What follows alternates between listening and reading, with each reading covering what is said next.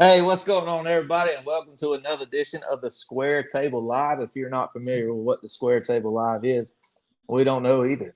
It's pure fishing nonsense. That's what it is. And it's always live, so you know we cannot take it back. And that is the beautiful thing. Whatever we say, it's out there in the internet world for people to watch.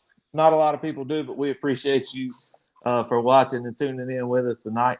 And we've got a pretty good little show. So, just a little breakdown. We just finished up NPFL event number 3 on the Harris Chain of Lakes. So tonight we actually got 2 people from the top 10 of that event with us. But let me introduce our other guest host tonight, as always, the usual suspect, the Golden Panther himself, at Richard Cooper Fishing. How y'all doing? And then a top 10 recipient at the Harris Chain of Lakes. And because of that, ladies and gentlemen, he has internet now. It pays so well that he's finally got internet to where he can get on. So we got Mr. at Brian Tyler Fishing, and he is the Golden Bush recipient. I should have been the Golden Panther. No, you're not the Golden Panther. He's still sore about that Panther deal, I swear. I don't get it. I don't get it. Wins all kind of money, still worried about that Panther. I want the Panther. All right. And then last but not least, our special guest tonight, he is an NPFL winner, event number 2 at Wright Patman Reservoir, and a Bassmaster Classic qualifier, Mr. Keith Carson. Man, thanks for having me. Man, I'm so glad to be here. It's the first time on the Square Table. This is great. Yeah, we appreciate you coming on. Now, do I need to call you Mr. the whole time, or can I just call you Keith, or how do I need to address you? Just Keith is fine. Okay, all right. Yeah, yeah. Thanks for asking, though. Just Keith is fine. Yeah. So Brian, got the top 10 at the Harris Chain, man. Congratulations on that. Tell us a little bit about it.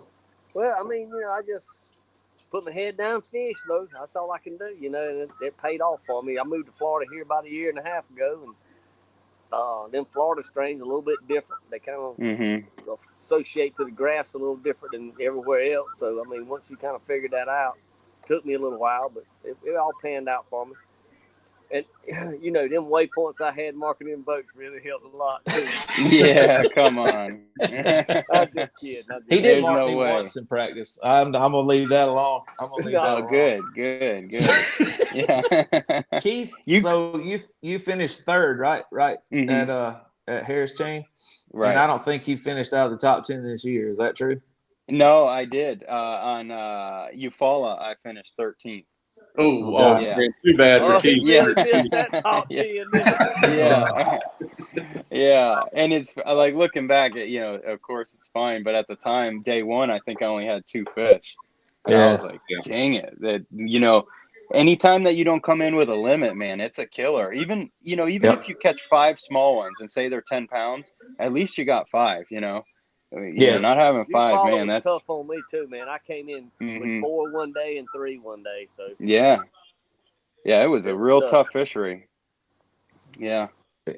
So one tournament out of the top 10, that's a little subpar to most our standards, but I'm going to let you slip on that one. Yeah, I'm with you. I'm like, I'm going to show up to Pickwick. I'm only going to get the 3 days of official practice.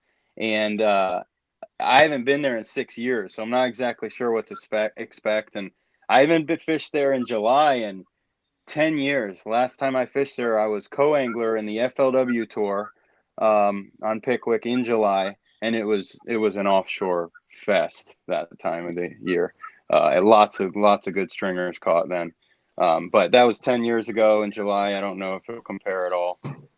Now. Keith, I'm asking this very honestly because I've watched several of the podcasts you've been on and stuff like that, the Bass U and all that good stuff, and like you're a shallow water dude, man. Yeah, I mean, that's your words, ride or die, 5 bites. It is what it is. That's your strength, right? Yeah. So Pickwick, I mean, is that ring true there as well? Even though alleged bites there. Yeah. No, I'm gonna go shallow. As of right now, I'm planning on practicing. So I've got 3 days, and for listeners who don't know, practice, those are our days where we get a lot of time on the water.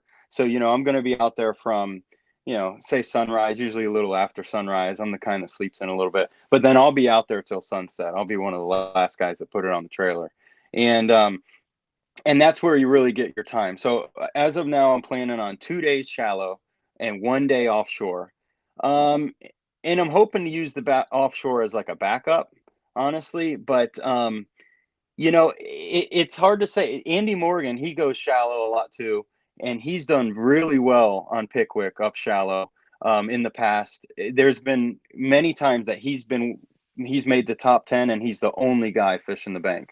Back when he fished FLW Tour in the 5-fish format. I think Wesley Strader's in that same boat. I think he's got a couple top 10s up shallow in the summer on Pickwick. Yep, I think you're right. And I remember when I made, I think I made top 10 then on Pickwick, and I was fishing offshore as a co-angler with a guy, and I watched Andy Morgan just fly down the bank. I was like, oh my gosh, I was like in my low 20s at the time, like, what is this guy doing? And he comes in and just, didn't win or anything, but had a damn good show in there, fishing, doing something the opposite of everybody else. So, it's definitely in my wheelhouse. Go shallow. I look for 5 bites, and that's it. I'm not fishing. So the shallow thing too, it's touchy because, a lot of guys, you go offshore and you can catch your limit in 10 casts or maybe do really well, but it's not always the winning ticket. I think it will be on Pickwick, but it's definitely a mindset to go shallow and stay shallow. Well, what do you think about the smallmouth? You think they're going to play? I don't think so. I don't know. So the smallmouth they'll either win the tournament or it won't play, because we're going out of the whole other end of the lake, and it's a long run up to where them smallmouth are. About an hour. Yeah, and I mean, someone could definitely do that and do it well with little competition. But then come Saturday, what are you going to do? You're going to have all the local guys out there. So, you really need to have a plan A, B, and C for Pickwick, not only for locals, but also for current. You might, if say you find current-oriented fish, and then they decide to shut the current off on Saturday, or vice versa, or another day, which they do often. Your fish will suspend. They'll go from being packed tight on the bottom, catching them offshore, to where they're suspended in this 20-foot water column, and you can't catch anything. And that happens a lot. And there could be hundreds of fish out there, and you can't get anything going hardly. So the guy who does well in this one's going to have to be versatile, which is always a factor. But here especially, when they shut that current off, it can be a ghost town out there. Yeah. I did go in pre-practice, and that was definitely the case. So Friday they pulled, I think, 40,000. It was night and day difference to Saturday and Sunday. Right. As far as finding them was not a problem, catching them was a big issue, and boat traffic was insane. So, and that's the thing, and that current will affect the shallow water bite too, without a doubt, it will. But you maybe have a chance to salvage a shallow day without current, but I don't know. It's hard to say. I haven't been there in a while. So, Coop, what you thinking? I think Keith's trying to throw us all off and get us all fishing the bank. I'm not real sure. I'm kind of thinking that. No. This is like I listened to the man talk 5 minutes, and I'm like, I'm spending the entire tournament in 2 foot. Like But the thing about Keith is he will. 2 foot. Yeah. So, no, 100%. Keith will do it. Keith will get up and throw mud with his trolling motor in July and find 5 bites and feel good about himself when he does it. But I think that's cocky, Keith. If you can fish all day for 5 bites and feel comfortable with it, I mean, that's called being cocky.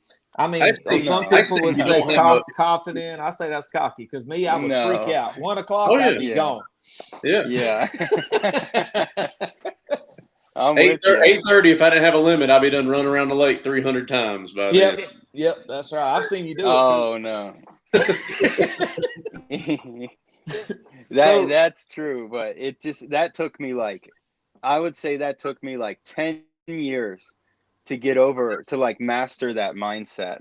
And not even that I've mastered it, but to just not spin out. And mean, it took a long time, dude. It's really, really hard to stay focused when you got 1 or 2 fish in the box and it's noon and you're hoping something's going to change. And usually it does, but not always, man. And Yeah. it's magnified 3x in a 3-day tournament. You know what I Oh, mean? yeah, So yeah. it's like, well, it worked yesterday, but then your mind's just going and going and going. Yeah. Yeah. So I got a question. Usually this is just straight nonsense, but and I'm gonna ask all you guys this. So I got a chance pre-practice on the ride home. I think me and John Suckett were the only two people in the world awake. So we were like on the phone with each other, right? And I don't know if it was we were both delirious or what it was. Conversation probably went a lot deeper than probably what it should, but got me spinning. So I'll speak for myself. This is the first time I've never fished the Opens, Toyotas, anything like that. So this is my first, multi-day deal experience, and I went in with a mindset of 5 a day, 5 a day, and I've done that so far. So, but I lost money by ounces at Patman and ounces at Harris because I'm not aggressive. So I'm content on my position going into day 3. Does that make sense? Like I'm more protective than I am aggressive. So Yeah. John says something to me along the lines of, dude, if you're not trying to better your position every day, when you get complacent, generally you'll lose position. I just want to get y'all's thoughts on that. I mean, because I've got to change my way of thinking, I think. So going into third day at 22nd, I'm thinking, Lord, just let me hold on to 22nd. Because my goal is a check. I haven't even considered winning yet. Like it hasn't really crossed my mind. Of course, I thought it'd be cool, like in the shower in the mornings, I get my speeches and stuff. Yeah. But I haven't really and truly thought on the water like I can win this tournament. So, Keith, have you ever experienced that gap where you're? Yeah, absolutely. Yeah, I know exactly what you're talking about. Here's the way that I look at it. So every tournament that I go into, my goal is to get a check. And I mean, honestly, my goal is just to get a check every tournament, and including Harris. Wright Patman, I was confident I would get a check, and I thought I would be in the top 5. And so that was a good one, just good practice and everything. Harris, the practice wasn't so good day 1. I only caught like 1 fish. I found out my primary area that I was going to go to was over near Beauclair, Dora area, and that was just completely sprayed day 1, which was unexpected. So I immediately scrambled and changed my mindset and said, okay, I'm not going to catch a big 25, 30-pound bag. Let me figure out how can I catch, between 14 and 20 a day, but really 14, 16 a day. And maybe do that 1 or 2 of the days. And then if you catch 10 pounds, you're going to get a check. Yeah. And so I go into it trying to catch 5 fish because that's important, but also making sure I'm going to put myself around at least 1 big bite a day, whatever that may be. So like if I got an area to go catch 10 or 12 pounds, and then let's say I know that there's some good Kissimmee grass, like clumped up, maybe I can throw a frog on it, and I know I'll probably get one over 3 pounds. I'm going to go there, and then who knows, maybe that 3-pounder turns into like a 6-pounder or something. Sure. Which happens like all the time. Like I don't necessarily expect to catch big ones. I just try to put myself around where I think they're at, and then it just falls into place sometimes. But I know what you're talking about, though. Having that, like 22nd place, let's hang on to it. And it can be scary because if you want to try to better yourself, you're putting yourself out into like the unknown of, wait, what if you don't catch anything, which is a possibility, Especially with no cut, right? Like there's no, there's the same amount of guys are behind you the last day as there are, you follow what I'm saying? So somebody in 70th could catch that 25-pound bag. Sure. Yeah. Absolutely. Yep. Yeah, I got you. I mean, that's a tough one. Really it's just putting yourself around the fish and trying to get that bite, whatever it may be. And it usually just means like extra effort, like really just working, if there's like one dock you think you can get bit on, but maybe it's a 10-minute run, just make that 10-minute run for that one bite. Like just go ahead and do it and see what happens, because something good might happen. Yeah. Yeah. Coot, what are you thinking on that?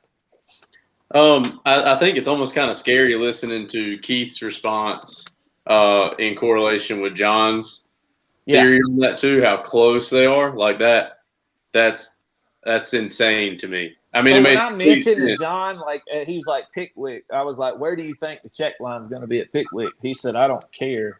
I Right. want to know where the top 10 is." Yeah. Right? I think I don't. I'm not there mentally. I'm not. and I'm not. I think where me and you, Pug, both started and stayed for God knows why we stayed that long Yep. on day Pulled one. every fish I Change caught there 2 days in a row. Yep. proves that we really need to work on that mental side of it. Yeah. Yeah. Yep. Keith, Yep. we've sat on the spot and we're catching them, but like the biggest fish, I did catch like a 2.5, but other than that, the biggest fish either one of us caught was like, I don't know, 14 inches maybe, and we sat there Really? till like 9 o'clock. Like why? Like Yeah. what? Like, I why? left there with 5, and I felt good, and I pulled all 5 of those out between 12 and 1. So Well, see, that's the thing that I've noticed too, is like when I'm in a tournament and I start on, like, let's say it's like a limit hole. You know, you pull up, you're gonna catch your limit within an hour, hopefully quicker, and it Yep. might not weigh much. But I've noticed that a lot. Like I used to go start offshore, catch my 10, 12 pounds, and then go shallow, Yep. and I'd cull everything out, and I Yep. would do it time after time after time, and eventually I was talking to Cox one day. I was like, why do we even start on a damn limit hole? Like it's so Yep. stupid. And he's like, Yep. exactly. And that was when we started fishing for big ones right off the bat. And that was when things Yeah. changed, and just fish for 5 big ones. And usually when I fish for 5 big ones throughout the day, I accidentally catch small ones. I'll Yep. accidentally catch 12 inchers Yeah. and pound and a halfers and whatnot, but you get that big bite. And that was it at Harris. I wasn't catching like tons of fish or giant fish, but I had 1 over 5 every day. Yep. Of those 3 days, and if you take that big bite away, I'm somewhere in the 20s or 30s with catching the limit and stuff. So Yep. yeah.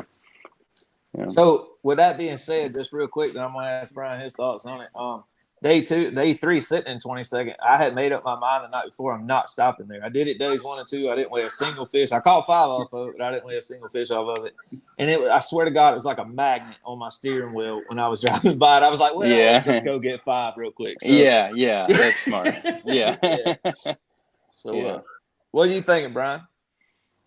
Well, Pug, if anybody knows you do, I ain't been doing this very long, so I definitely have the nerves. It seems like every tournament I fish, it takes me at least a day or 2 to halfway get settled down to where I can catch a fish. I mean, you figure your folly, you had 2 bad days, and the last day, I'm figured I'm out of it, so I just go do what I want to do when I fish, and then I caught a good sack. Route pattern, same thing. I was down and then come back with 19 pounds the last day, and then with Florida, I felt pretty confident. I found a little something there and I had 4 or 5 of those spots, so I knew I had caught fish there, and I'm like, there's some big fish here, and so I just kept going. But their nerves is what ruins a lot of people. I mean, they definitely me. I'm like I said, I've only been fishing competitively 5 years total. So it's really I still today fight that. You know what I'm saying? But Florida, I did feel very comfortable. I'd only been to Harris Chain twice in my life when I got there, but I knew they were the same Florida strain. And I live here on Kissimmee, and they would be doing pretty much the same thing. So that's pretty much what I looked for, and I just felt confident there from day one. Day one, I had the camera. I lost 3 over 4, right there in the hydrilla. So I'm like, holy cow, I should have been, way up. But yeah. I don't know. It happens like Bless that. his My heart. nerves, my camera was there. I mean, and it just had me all messed up, So that camera, that's a tricky thing too. Yeah. That camera. Yeah. I'd never had a camera in my boat before, so I was really, it had me tore up. Yeah. It takes some getting used to. I used to be really bad at it. I'm getting better with it, and it is hard. It is hard to know it's always rolling and stuff and everything. But as you get more used, because like day 2 and day 3, man, I caught a 7.8 one day, a 7.6 one day, a 5.6 on day 2. Wow. So after the camera got gone, Coop, we're gonna go through every fish you caught now. On day 1. Yeah. Hey, Brian, just because you hold all 5 of them up on stage don't mean we got to know about all 5 of them right now. Yeah. Do I now? Do All right. Let's take a quick commercial break. When we come back, Keith's going to break down his patented flipping technique for us. Ooh. I I haven't wanna heard see anybody it. ask him I about it. can't We're going to wait. get to the bottom of this. All right, so quick Yeah. commercial come break. on. We'll be back. Don't miss it. Like Don't 20 miss it. seconds. Well, hello there. I'm avid outdoorsman and Phantom Pro staff member Pug Clements. You know, people ask me all the time, avid outdoorsman and Phantom Pro staff member Pug Clements, why do they call it Phantom Apparel? Well, the answer is simple, people. Because when you don Phantom Apparel, you too can stalk your prey like a mythical creature in the night. But I ain't just gonna tell you, I'm gonna show you.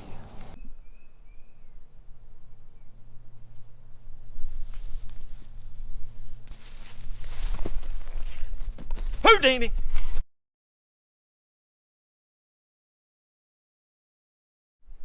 Is that MPFL Pro Pug Clements? It sure is, son. Is it true those stormer rain suits are keep you warm and dry in any condition? Duh. It says storm right in the name. Some people just don't understand. What the fuck? Jeez, son. But joke's on you. Look at that. Bone dry. Wow, really is. Whoa! Well, I guess I don't know about any condition. Some people are just jerks.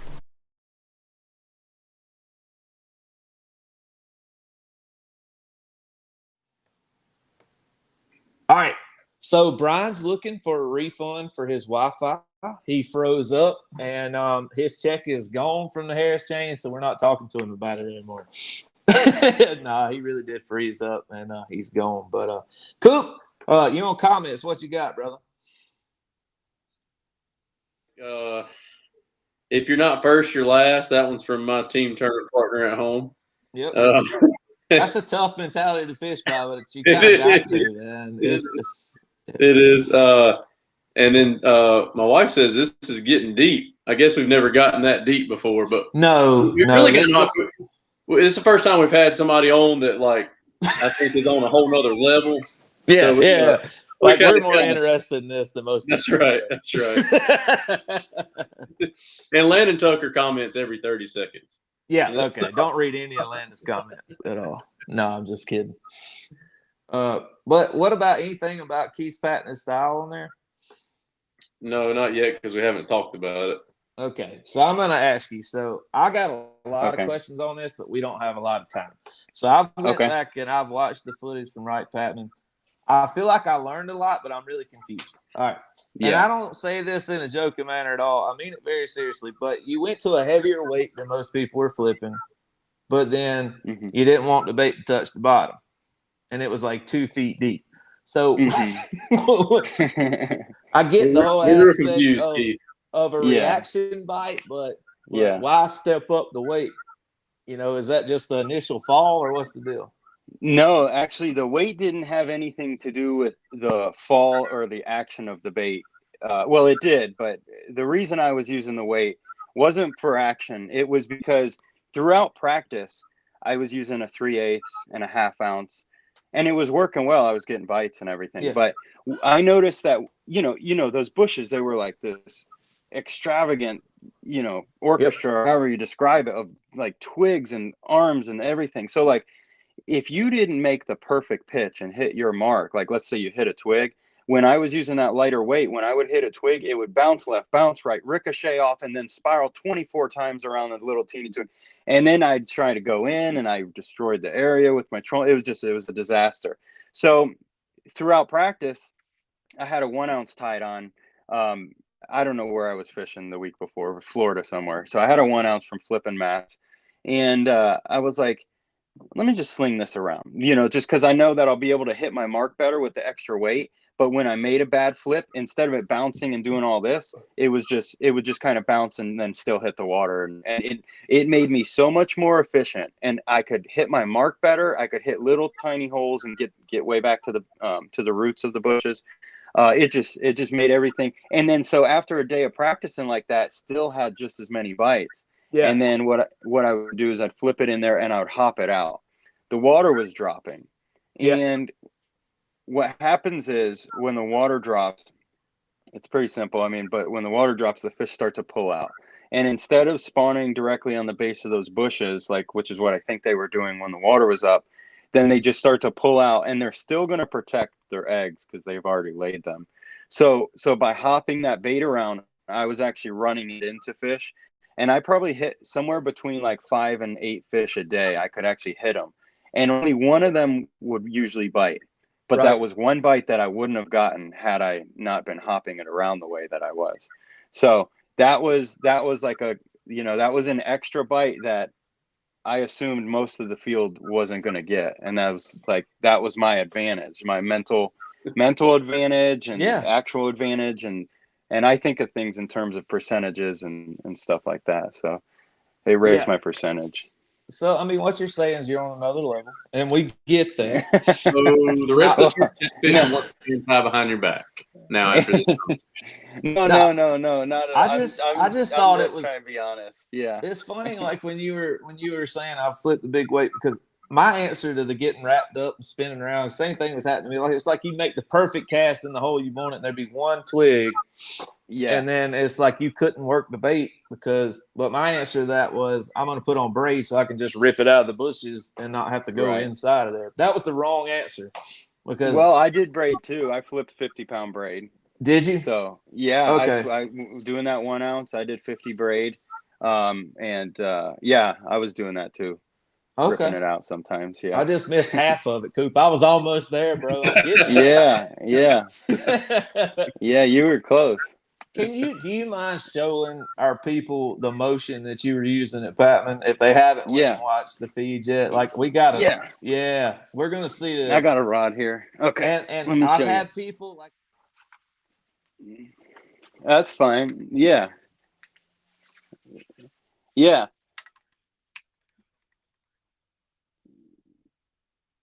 Okay.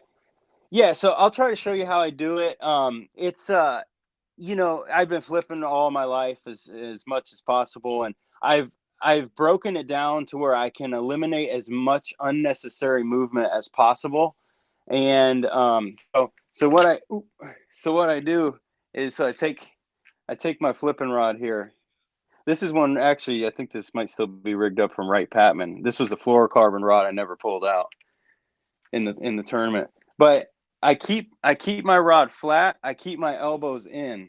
So like my elbows are touching my sides. A lot of people flip, and when I first started, like elbow out, doing like this big motion, and it's unnecessary.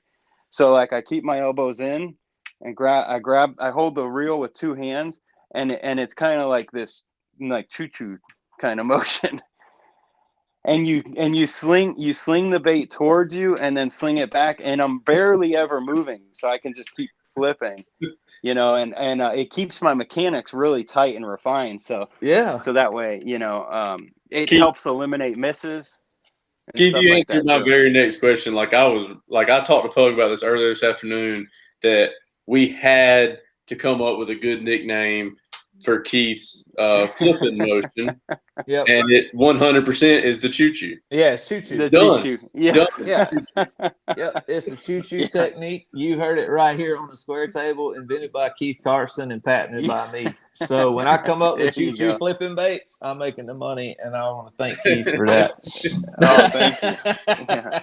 No, man, that's awesome. You can't argue with results, right? So, I've had several people like, what is that motion he was doing? But now as you explain it, it makes sense. It just makes you more efficient. You get more flips in at the end of the day. Yeah, exactly. That's it. I got to make up somewhere because, the boat I have isn't the fastest. It rides good. But I'm like, shoot, everyone's gonna beat me to the spot, so I better outfish them. So dude, you're pretty good at that. I mean this in the most respectful way possible, so don't take it the wrong way, because I think the world about this guy. I kind of feel like you're on that Steve Kennedy level, man. Like you do your own deal, and then when it works, man, you just wreck them. So Kennedy's made a whole career out of that, and I kind of think of you on that same. You do it your own way, dude. So that's pretty awesome. That's crazy. Yeah, man. Yeah, so thanks, man. Yeah, I definitely try to do it my own way. Especially now with there's so much out there, and you can do it so many different people's ways. There's tons of YouTube instructions, which a lot of them are beneficial, but I found it serves each angler best to do it your own way. and then figure out how to catch big fish your way, because then because the guys who fish off of other people's ways are always looking for answers. The guys who are always calling people, hey, where are you at? What are you doing? What's this? What's that? And they're And never I'm out there- comfortable doing anything because they haven't developed anything for themselves. Exactly. So they're never They have 100% confident in anything. Yeah. You're exactly right. And so I've tried to eliminate that, like where I don't talk to many people during practice, do my thing, not because I don't like people, but just because I'm doing what I do, and if it works, it works. And that's right. It's just funner that way too. Just the main thing is have fun and try to catch a couple big ones in the process. That's exactly right, dude. So, yeah. Coop, got anything? No, I'm just planning out. I'm not so sure how well the choo-choo is going to work, like with a 3/4 ounce scrounger head. It'll work. Like I don't know how they're going to like that. I don't know. It might be a new thing though. Like you might. I'm not sure. No, I'm not gonna lie. When we were in Florida, bro, I would look around and then I'd do it. That's funny. So, yeah, man, Keith, man, we appreciate you coming on, brother. I've enjoyed it, man. It's good to get to know you. I just got one more quick question for you. I don't know if you remember this. When we met up at Florida at the Brantley Gilworth concert, I took a picture with you. I'm still trying to figure out who is that other guy that was in the picture. I don't know, man. You told him, you're like, no, just me and Keith. And I mean, he got all offended, so I let the dude take the yeah. picture. I'm not sure who it is. If guys, the picture, it's posted. If y'all want to go take a look, let me know who that is. I don't know who that guy is. He's got a YouTube channel too. And really? I found him on YouTube, but I don't know. Oh man, I'll have to look him up. Man. Yeah. So. All right. That's hey, funny. Keith, appreciate you coming on. Any last words? We call it. What do we call it, Coop? We haven't done one in so long. The last word. Last word. Yeah. Last Coop, word. Last word, Coop. Look forward to getting to Pickwick. I really appreciate Keith coming on, and we were slightly more serious tonight, but I hope y'all understand why we had to pick this man's brain just a little bit. I mean, that's one heck of a fisherman there, so I appreciate it. Let's bring. Oh, wait. It was that Wi-Fi. Brian paid the internet bill. I think Brian got a prepaid internet bill, so we'll bring him back on really quick. No, don't tell me about nothing. You're about to be live.